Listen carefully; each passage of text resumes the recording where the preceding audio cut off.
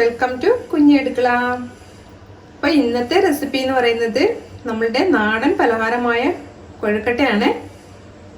അപ്പോൾ ഇതിൻ്റെ ഫില്ലിങ്ങിൽ വന്ന് ഞാൻ ചെറുപയറാണ് യൂസ് ചെയ്തിരിക്കുന്നത്. അതുകൊണ്ട് തന്നെ നല്ല ഹെൽത്തിയും ടേസ്റ്റിയുമാണ്. അപ്പം നമുക്ക് നോക്കാം ഈ കൊഴുക്കട്ട എങ്ങനെ തയ്യാറാക്കുന്നതെന്ന്. ഇപ്പോൾ ഈ കൊഴുക്കട്ടയ്ക്ക് വേണ്ടിയിട്ട് ആദ്യം നമുക്ക് ഇതിൻ്റെ ഫില്ലിംഗ് ഒന്ന് റെഡിയാക്കി എടുക്കാം. ഇപ്പം ഞാൻ 3/4 കപ്പ് അരിപ്പൊടിക്ക് 1/4 കപ്പ് ചെറുപയർ വേവിച്ചതാണിത്. നന്നായിട്ട് വേവിക്കണം കേട്ടോ, ഒട്ടും വെള്ളം തന്നെ ഇതിൽ പാടില്ല. നല്ല വേവിച്ച് വറ്റിച്ചിന് എടുക്കണം. പിന്നെ നമുക്ക് ഇതിന് മധുരത്തിന് ആവശ്യത്തിനുള്ള ശർക്കര. ഇപ്പം ആദ്യം നമുക്ക് ഈ ശർക്കര ഒന്ന് ഉരുക്കിയെടുക്കാം. ഇപ്പം ശർക്കര നമുക്കൊരു പാത്രത്തിലേക്ക് ഇട്ട് കൊടുക്കാം. ഇതൊന്ന് ഉരുകാൻ വേണ്ടിയിട്ട് മാത്രം നമുക്ക് കുറച്ച് വെള്ളം ഒഴിച്ചു കൊടുക്കാം. അപ്പം മധുരമൊക്കെ നിങ്ങളുടെ ഇഷ്ടത്തിന് കൂട്ടിയോ കുറയ്ക്കുകയൊക്കെ ചെയ്യാം. അപ്പം എടുക്കുന്ന അരിപ്പൊടിക്ക് അനുസരിച്ച് പയറാണെങ്കിലും തേങ്ങയാണെങ്കിലും ശർക്കര ആണെങ്കിലും എടുക്കാൻ നോക്കുക. അപ്പൊ ഈ ശർക്കര ഒന്ന് ഉരുകി വരട്ടെ. ഇപ്പൊ ശർക്കര നല്ല ഉരുകി വന്നിട്ടുണ്ട്. ഇത് നമുക്ക് ഇതൊന്ന് അരിച്ചെടുക്കാം. ഇതിൽ കല്ലൊക്കെ ഉണ്ടാവും. അപ്പൊ അരിച്ചെടുത്ത ശർക്കര നമുക്ക് അതേ പാനിലേക്ക് തന്നെ ഒഴിച്ചു കൊടുക്കാം. അപ്പൊ നിങ്ങളുടെ കയ്യിൽ ഇരിക്കുന്ന ശർക്കരയിൽ കല്ലും മണ്ണും ഒന്നും ഇല്ലെങ്കിൽ അരിച്ചെടുക്കേണ്ട കാര്യമില്ല. ഇനി നമുക്ക് ഈ ശർക്കരയിലേക്ക് നമ്മൾ ആദ്യം വേവിച്ച് വെച്ചിരിക്കുന്ന ചെറുപയറുണ്ടല്ലോ, അത് ഇതിലേക്ക് ഇട്ട് കൊടുക്കാം. ഇനി ഈ പയറ് ശർക്കരയിൽ കിടന്ന് നന്നായിട്ടൊന്ന് വറ്റി വരട്ടെ. അപ്പോഴാണ് നമ്മളുടെ ഈ മധുരമെല്ലാം ഈ പയറിലേക്ക് പിടിക്കുള്ളൂ. അപ്പോൾ ഒരു മീഡിയം ഫ്ലെയിമിലിട്ട് നന്നായിട്ട് വരട്ടിയെടുക്കുക. നന്നായിട്ട് വരണ്ട് വരണം. അപ്പം ചെറുതായിട്ടൊന്ന് കുറുകി വരണ്ട് വന്നിട്ടുണ്ട്. ഇതിലേക്ക് നമുക്ക് ഒരു 4 ഏലക്ക ഒന്ന് പൊടിച്ചത് ഇട്ട് കൊടുക്കാം. ഒന്നുകൂടെ ഒന്ന് കുറുകി വന്നതിന് ശേഷം നമുക്ക് ഇതിലേക്ക് തേങ്ങ ചേർത്ത് കൊടുക്കാം. അപ്പൊ നമ്മളുടെ ശർക്കരയും പയറും കൂടെ ഒന്ന് കുറുകി വന്നിട്ടുണ്ട്. ഇനി നമുക്കിതിലേക്ക് തേങ്ങ ചേർത്ത് കൊടുക്കാം.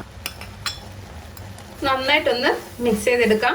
ഈ തേങ്ങയിലേക്കും നന്നായിട്ട് മധുരം ഒന്ന് പിടിക്കട്ടെ. അതുവരേക്ക് നമുക്ക് ഒന്ന് വരട്ടിയെടുക്കാം. ഈ ഒരു പാകം മതിയാവും. ഇപ്പം നമ്മളുടെ കൊഴുക്കട്ടയുടെ ഫില്ലിങ് റെഡി ആയിട്ടുണ്ട്. ഇനി നമുക്കിത് വാങ്ങി വെച്ചിട്ട് മാവ് റെഡിയാക്കാനുള്ള വെള്ളം ഒന്ന് തിളപ്പിച്ചെടുക്കാം. അപ്പൊ ഈ വെള്ളത്തിലേക്ക് നമുക്ക് കുറച്ച് ഉപ്പൊന്ന് ഇട്ട് കൊടുക്കാം. ഒരു 1/4 ടീസ്പൂൺ ഉപ്പ് മതിയാകും. ഇപ്പം വെള്ളം നന്നായിട്ട് വെട്ടി തിളച്ചിട്ടുണ്ട്. ഇത് നമുക്ക് മാവിലേക്ക് ഒഴിച്ചൊന്ന് കുഴച്ചെടുക്കാം. അപ്പം വെള്ളം കുറേശ്ശെ ഒഴിച്ച് നമുക്ക് ഈ മാവൊന്ന് കുഴച്ചെടുക്കാം. ഇപ്പം സാധാരണ നമ്മൾ ഇടിയപ്പത്തിനൊക്കെ കുഴയ്ക്കുന്ന ആ ഒരു പാകത്തിൽ മാവ് കുഴച്ചെടുക്കുക. അപ്പം മാവ് ഞാൻ നന്നായിട്ട് കുഴച്ചെടുത്തിട്ടുണ്ട്. ഈ ഒരു പാകം മതി, നമ്മൾ ഇടിയപ്പത്തിനൊക്കെ കുഴയ്ക്കുന്ന ആ ഒരു പാകം. ഇനി നമുക്ക് കൊഴുക്കട്ട ഉണ്ടാക്കി തുടങ്ങാം. ഈ മാവിൽ നിന്ന് ഒരു പോർഷൻ എടുത്തിട്ട് ഒന്ന് ഉരുട്ടിയെടുക്കുക. കൊഴുക്കട്ടയുടെ വലുപ്പമൊക്കെ നിങ്ങൾ തന്നെ തീരുമാനിക്കുക, ചെറുത് വേണോ വലുത് വേണോ എന്ന്. ഇതേപോലെ ചെറുതായിട്ടൊന്ന് കുഴി മാതിരി ഒന്ന് ആക്കി കൊടുക്കുക. ഇനി നമുക്ക് ഇതിന്റെ നടുവിലേക്ക് ഈ ഫില്ലിങ് വെച്ച് കൊടുക്കാം. അപ്പൊ ഈ ഫില്ലിങ് ഇതേമാതിരി കയ്യിൽ ചെറുതായിട്ടൊന്ന് ഉരുട്ടിയെടുത്ത് ഇതിനുള്ളിലേക്ക് വെച്ച് കൊടുക്കാം. ഇനി ഇതൊന്ന് ക്ലോസ് ചെയ്തെടുക്കാം.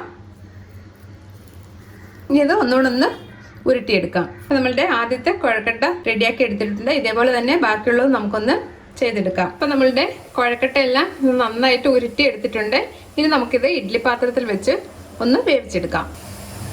അപ്പം ഇത് നന്നായിട്ടൊന്ന് വെന്ത് വരട്ടെ. അതുവരേക്ക് നമുക്ക് വെയിറ്റ് ചെയ്യാം. അപ്പം നമ്മളുടെ കൊഴുക്കട്ട വെച്ചിട്ട് ഒരു 10-15 മിനിറ്റ് ആയിട്ടുണ്ട്. നമുക്കിതൊന്ന് തുറന്ന് നോക്കാം. ഇപ്പം നമ്മളുടെ നാടൻ പലഹാരമായ കൊഴുക്കട്ട റെഡി ആയിട്ടുണ്ട്. വളരെ ഹെൽത്തിയുമാണ്, അതേപോലെ തന്നെ ടേസ്റ്റിയുമാണ്.